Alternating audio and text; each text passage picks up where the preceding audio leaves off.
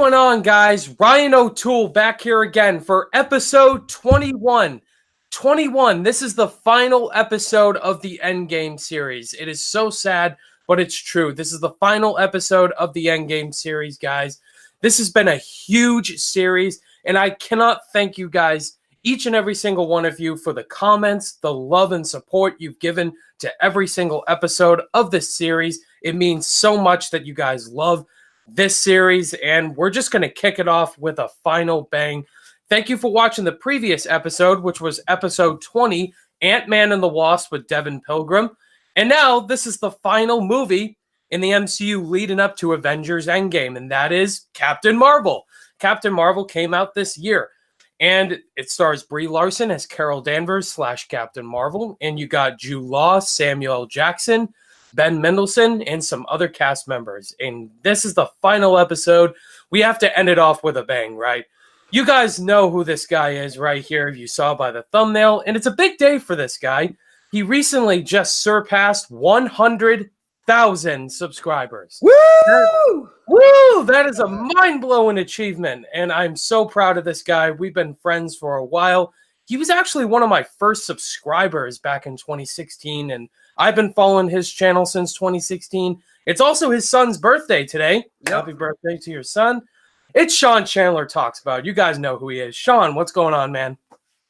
All kinds of stuff. It is an exciting day that, on my son's birthday, was taking him just to go pick up some Pokemon trading cards, and then looked at my phone. Was like, I just hit 100,000 subscribers, and I have to send a big, gigantic thank you to you specifically, Ryan.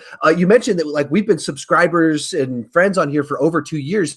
Like when I was first starting out, you watched one of my videos and like left a comment like, hey man, I've got a YouTube channel. I'm just trying to meet other people that talk movies. And like, I was like, well, that's really friendly. Like you were the person that kind of invited me into the sphere of movie talker people. And that's what I've tried to do ever since then, is try and watch other people's videos. And like the same way you reached out to me, I tried to reach out to other people. And that's how I met Cody Leach and all these other people that I've been friends with. So you are actually a very important part of my journey to hitting that 100,000. So thank you so much for inviting me. And it's pretty cool that it happened to fall today. I thank you, Sean. We've been friends for a while, like you said. You even invited me on to Masters of Movie Trivia. I love that show, and it just spawned from there, had you on Rotten or Fresh and all that. But I just want to let you guys know that this is not a review for Captain Mar-Vell.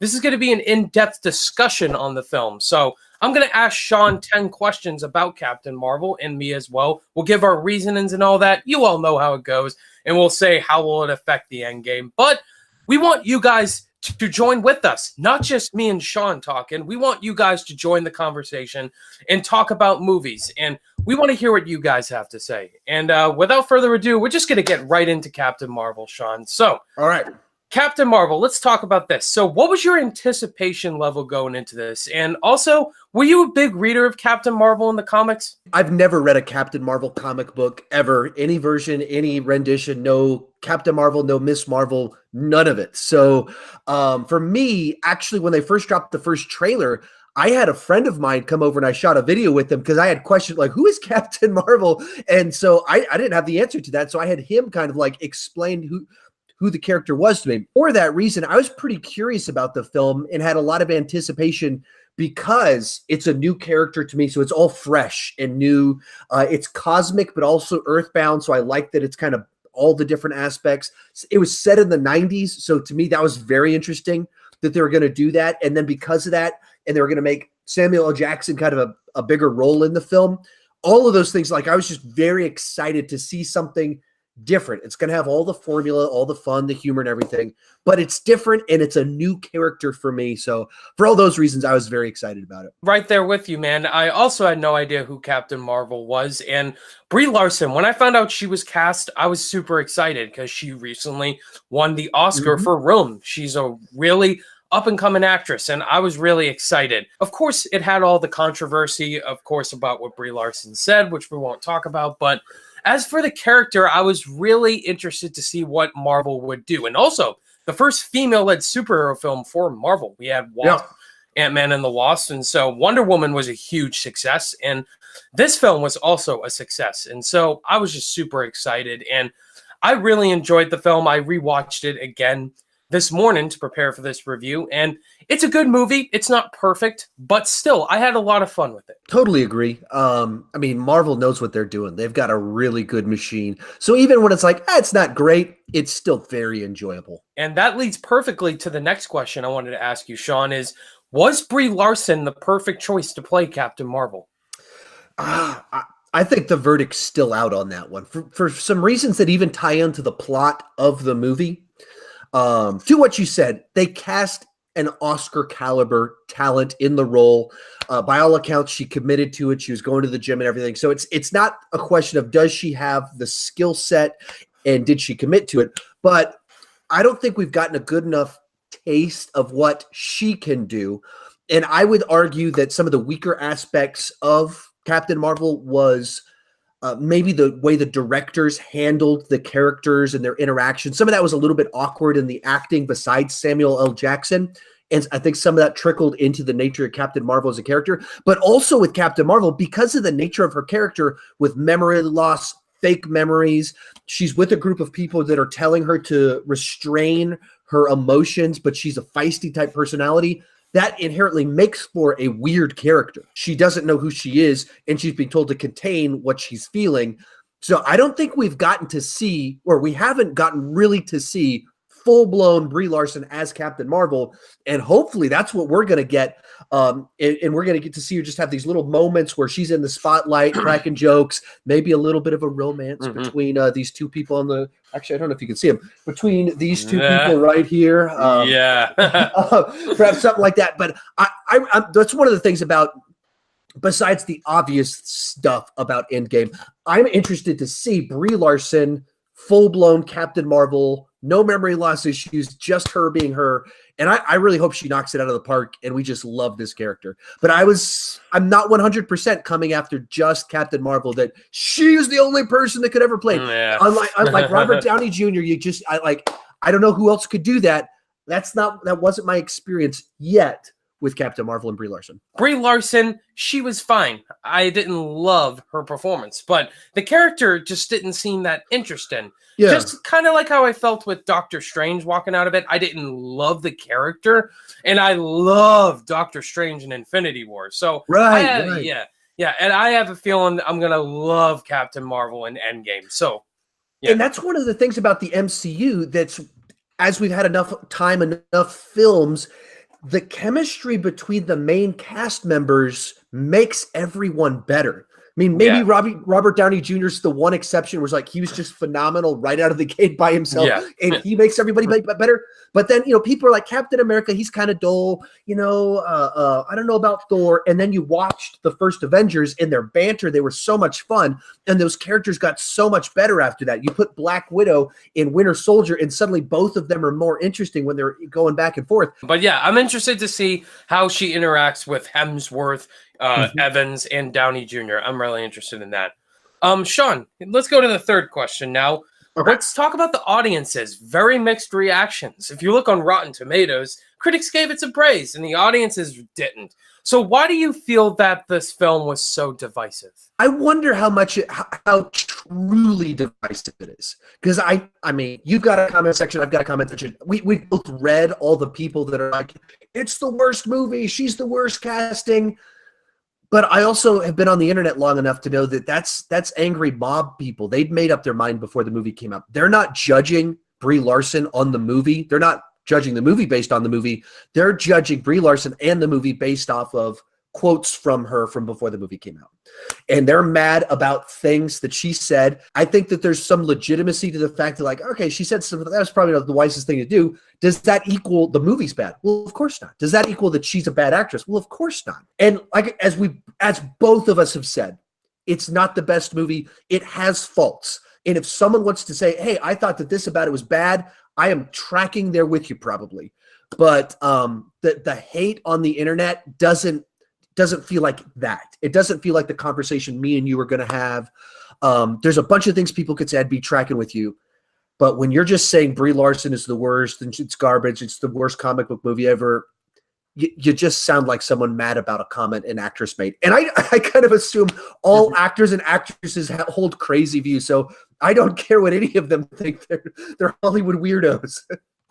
Yeah, exactly. You just get weird comments from people saying, "Oh, why did you love this movie? It was awful," or "You hated this movie? It was awesome." Like Right. you can't please everybody. Like everyone has their own opinions, but And when people are in the extremes, like me and you, we're like right there in the middle, which I think is a very reasonable position on this movie, right there in the middle. And if someone truly loves it, okay, or if someone's really mad about stuff so they hate it, okay. But if you have to have an argument, but they're just like, how could you not have this in your top five? Well, for obvious reasons. Why did you not hate this movie? Well, because there's a lot of good quality entertainment stuff in it. Marvel knows what they're doing. They have a great factory that produces entertaining films. And I think if you don't like Marvel movies because it feels like it's franchise filmmaking, like it's fast food, okay, fine. But like this is just another solid entry in that. Like if you like their formula, which I of course love it, then I mean, there's just not. I can't hate the movie. And some people are trying to be like, they're trying to shove an agenda down our face and like this feminist agenda. Like, but that's not in the movie though. That's not what the movie's like. exactly, yeah.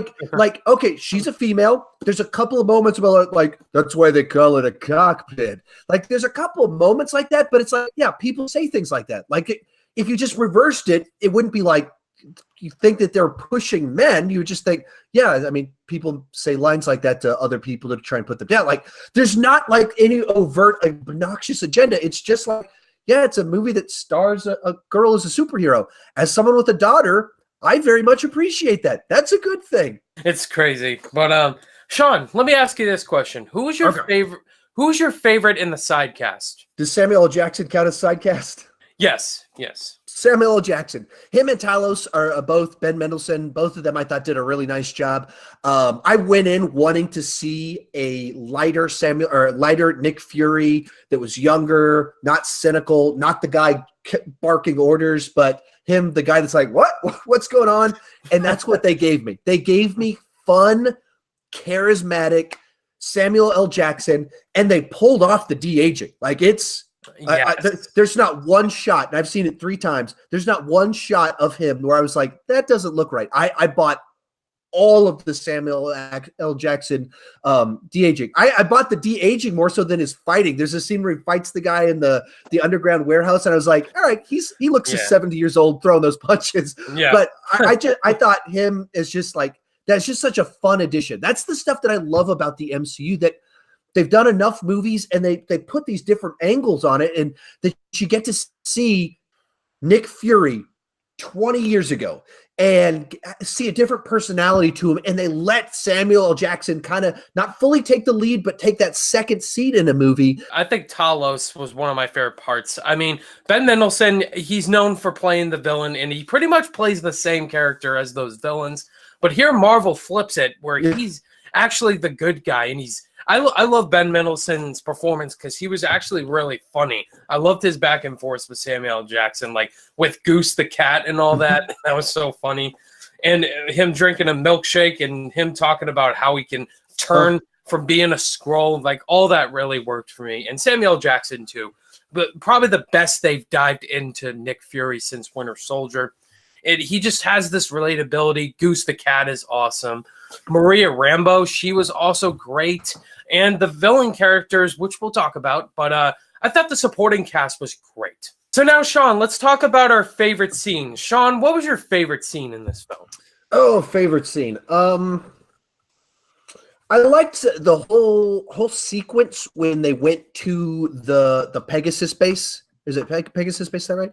The Pegasus base? I think so, yeah. It reminded me of the X-Files for a number of different reasons, and I'm a huge X-Files fan, and then X-Files being one of those kind of trademark 90s TV shows that they would have a plot line that's like 2 people, guy and a girl, going to an underground place, looking through files, and like, this has been redacted, and then people chasing them too. Yeah. I loved that aspect of it. That was just so fun to me, that the way it played out, and then even the little details of I made fun of just a second ago Samuel L. Jackson not being able to move like a spry guy. Yeah. I mean, look, he moved. But like they show him kind of like sneaking around and throwing things, trying to. You see him as the spy, as the guy trying to get away. and then like the little touch as they're escaping, and Coulson spots him, and you're like, what's Coulson going to do? And you're like, I mean, Coulson's probably going to be on the right side in this one, but it's just such a nice little moment where he's like, they're not down here, and lets him go by. So I that's the one that stands out to me, is that little section right there. But there's of course many others that are just great little moments. Or like you mentioned, Ben Mendelsohn. Yeah. This one of the throwaway lines that I really liked was when they're on the jet flying into space, and they're talking about how would you describe the scroll kit. And like, I don't remember. They're like, can you turn into a dishwasher or something like that? Oh, it's a cabinet or something. A cabinet. A cabinet. He's. Why would I want to turn into a cabinet? just perfect line. Yeah. I'll go with the train scene. I think the train scene was a lot of fun. I love the twist with Coulson being the scroll and with Nick Fury. That was awesome to see. And also Coulson looked really good too. Clark Gregg.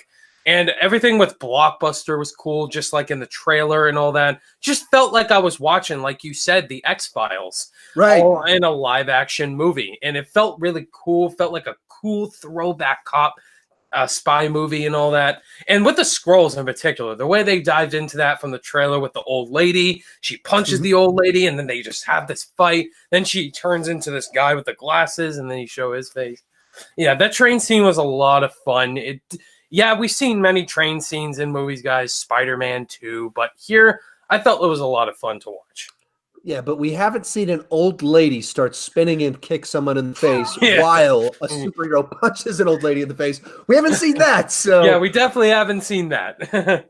But, Sean, let's talk about our least favorite scene. What's your least favorite? Moving into the finale when Captain Mar-Vell gets kidnapped and she's back in the computer thing, and Annette Bening shows up, and they're playing Nirvana in the background, and Annette Bening's like dancing a little bit. I just think it's just a very weird direction to take that. It was like a very distracting performance. No, it's funny to say that's also my least favorite scene. Okay, okay, good. I had a friend of mine, 2 states away, or like 4 states away, got out of the movie, and the first thing he did was text me like, I mean, I dug Captain Mar-Vell, but what was going on with Annette Bening in that scene towards the end? It was Nirvana playing in this alien ship, and felt like she was in a different movie there. Yeah, exactly. It felt like a different movie, and like the whole thing was like, what are you guys thinking? What did you think? How did you think this scene would come off to people as we were watching it? So it's like that one was just very bizarre to me. Yeah, and also they dive into Mar-Vell's plan and all that. She's the bad guy all along. And I think, Sean, that transitions perfectly to the next question. Let's talk about the villains. So, spoilers. Yon-Rogg and the Kree are the villains. Big shocker. Okay. Yep. All right, so talk about that, Sean. What are your thoughts on Jude Law and all of them? And were you kind of disappointed with the twist? Give your thoughts. No, I thought that worked well. Like when you stop to think about, because Marvel's known for having bad villains, and they're known for having a few really good villains. This one, to me, feels like that solid right in the middle. I don't think they have many that are kind of like this. And it's not that the specific characters are that interesting. It's not that Yon-Rogg is like, oh, this great. I just thought that the way that villains were used in it, because I thought they had a successful misdirect in the first half of the movie where your allegiance changes directions. The villains as a set, I thought functioned really well inside of it, except for Ronan. I went in excited for them to make Ronan better. Like I was really hoping, because they were bringing him back. And I'm a huge Guardians of the Galaxy 1 fan. I don't think Ronan is just dreadful, but he certainly could be better. And I thought this was going to be the movie that they would give him the time, some background. And they might have made him less interesting, because it's like, oh, he's always just this boring guy that shows up. They Darth Vader Rogue One him. Showed up the last 2 minutes. But without a throwdown sequence. So it's not like it's What was the point of bringing him back? There's no point, and he doesn't do anything that makes him better. Well, actually, it's kind of like what they did with Captain Phasma. It's Captain Phasma. They brought him back, and it's like, oh, we're still not making him good. We're still going to waste the character. Yeah, I understand where you're coming from. I mean, casting Jude Law is great. Jude Law plays a lot of villains, and here I definitely knew he was the bad guy. I mean, the Kree are the bad guys in Guardians of the Galaxy with Ronan and all that. And I really liked his character in the first half, and then kind of died down for me, but still, the Kree, their suits and all that are awesome. And yeah, Ronan, why did you even bring him back? He was just there just to be like, go get this thing for me, please. Go get this piece of technology. We'll come back for the weapon. Yeah. And that's it. But yeah, the Kree were cool to look at, but yeah, they could have done a better job of developing those certain characters for sure. But I guess the other thing about what was good about Yon-Rogg is that it's not like in the second half of the movie he becomes the psychopath, where sometimes when you do the villain twist and like, oh, now we know what's really going on, the character goes from like charismatic, friendly person to like sociopath, crazy person, that they're just a totally different person. Whereas here he's like, no, he still wants her to join his team. He's like, he still likes her. He's just like, oh, you have information I wish you didn't have because now you're not going to be on my side. But hey, you can still be on my side. That's the stuff that made it a little bit more interesting. The dynamic to him, I thought, worked a little bit nicer. Yeah. I agree. So now let's talk about the end credit scenes. So we obviously know what the end credit scenes are. Sean, what did you think about them? Did you like the way they were executed? I would assume that the first one, the Endgame scene, is a scene from Endgame. That's because it'd be weird if that scene wasn't in the movie, if they're just standing there in the room with them. So it seems like some version of that scene will be in Endgame. And I mean, as simple of a scene as that is, that's such a good tease, especially because we hadn't gotten the second trailer yet or anything like that. That was such a delightful, like, smile on my face. Just any taste of Endgame. I was like, oh, okay, there's the page of the, and I was like, I bet she's gonna show up. There she is. I was totally on board with it. The one at the end, I mean, it's a kind of a throwaway, cheap gag kind of deal. You know, it's funny enough. It's cute enough, I guess. It's base level humor. It's kind of a cheap gag. Also, yeah, I wanted to ask you, were you mad about the how Nick Fury lost his eye thing? Yeah, as I was saying that, going back to least favorite scenes in the movie, I think that's embarrassing. I think that's a huge misstep. That it's let's take something very distinct, unique, that kind of defines a character that we've hinted at is this interesting backstory, and just turn it into a punchline of a joke. Goose the cat is how he lost his eye, but also the end shot where he's coming up with the Avenger initiative because it says Avenger on her plane. Really? That felt like the Justice League setup in BVS. That was so lazy.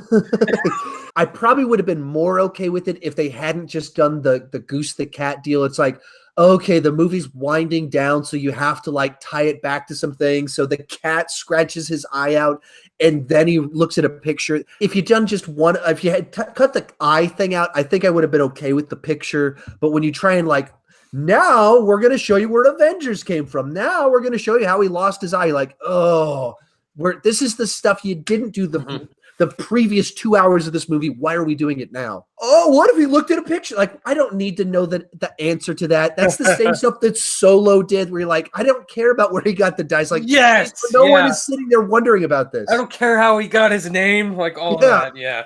So now, Sean, you do a lot of MCU ranking videos. I do. Yeah. Where does Captain Mar-Vell rank in your MCU ranking? So in my last ranking, I think I had it at like number 15 or something like that. But I've watched it 2 more times since I did the ranking.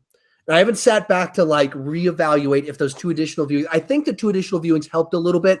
I think Brie Larson in her performance come off a lot better on second and third viewings than it does on the first viewing, because you can like appreciate her performance in light of, all right, she's got memory loss. They've been pushing her to restrain her emotions. And you notice that a lot more in her performance than you do the first time where you're just meeting her.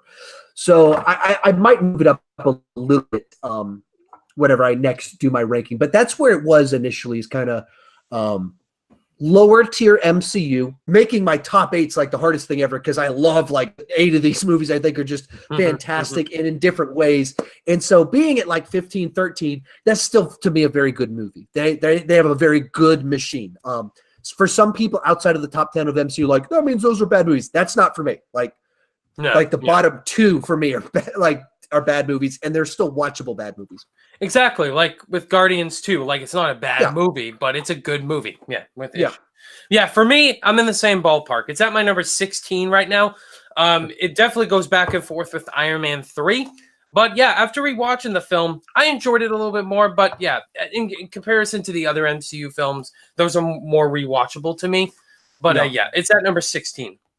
So now let's talk about the final question, guys. Here we go. This is the perfect movie to talk about because it's the movie before Endgame. Sean, let's talk about how will Captain Marvel affect Endgame? What I see is they only hinted at this. They showed it, but they didn't really fully explain it. But one of her powers is she can absorb energy around her. So that's how she escaped in the movie when she was like restrained. She sucked up the energy from the ship. So you got this guy with a big glove that can shoot beams and things like that. So I think you set her up as this big powerhouse that can absorb the damage that he's sending while other people kind of take it, and then she could shoot it back at him. So I see her playing in as kind of one of the big heavy hitters where you'll have Thor, you'll have Hulk, you'll have her. She's taking the damage while the other two are like being the ones lightening him up and then just pulverizing him, beating him down. And as I think it'll play out in the story, I think in the first half of the film, Thor and her fly off into space to go after him. Something like that is what I'm anticipating happening. I think there's going to be a big team up between those two people to try and be the big heavy hitters they're cosmic characters going into the cosmic realm to take out Mr. Thanos. Yeah, definitely have to look at the end credit scene. We know Captain Marvel pops up. She says, "Where's Fury?" And so, yeah, she's going to have the biggest part in stopping Thanos. And she's powerful enough. Thor is powerful enough. This time, he won't go for he'll go for the head this time. So there's many different speculations on what to do with Captain Marvel. I think she'll play a huge part in trying to get Tony back. And I think she'll try to figure out a way also to incorporate time travel along with Tony and all of them. Ant-Man as well. And he'll find his way out of the quantum realm and all that. And so all the characters will come together and they'll figure out a plan on how to stop Thanos, which is time travel. Going back to certain movies to make a new Infinity Stone, basically, and to stop Thanos. And I really hope that Nebula is one of the people to wield the gauntlet, as well as Hulk and someone else. And I'd love to see Hulk get his revenge on Thanos, have another fight and all that. But yeah, Captain Marvel is going to be the big wild card player here. Right. She has the powers to beat Thanos to death and all that. And so her kind of journey inside of this film is very much kind of like Superman and Man of Steel, which is you just see him on day one of being Superman. He battles Zod, but it's day one. He's still learning to use his powers. And in this one, she's been restrained. She's had the bolt on her neck. She doesn't know what she can do. So we only see her for like 5 minutes of day one of her being a superhero, fully embracing her powers. So she's had 20 plus years to get really good at being Captain Marvel to prepare to battle Mr. Thanos and save the universe. Yep, and we're in the end game now, and time will only tell how this will end up being. Who is going to defeat Thanos? I'm just excited to see what is going to happen. But yes, guys, that is it for our discussion for Captain Marvel. The series is over. Woo! Woo! Big round of applause. Guys, I have to give a huge thank you to every single person who has collabed with me, including Sean, in this huge project. Everybody who I've collabed with in this Endgame series, guys, all of their channel links are going to be in the description below. Thank you to every single one of you who has been a part of this series, as well as in the comment section commenting. It means so much to me that you guys love this series, and I will continue with the Tarantino series coming up. It's just very happy that this series has come the way it is. And Sean, thank you so much, man, for talking Captain Marvel with me.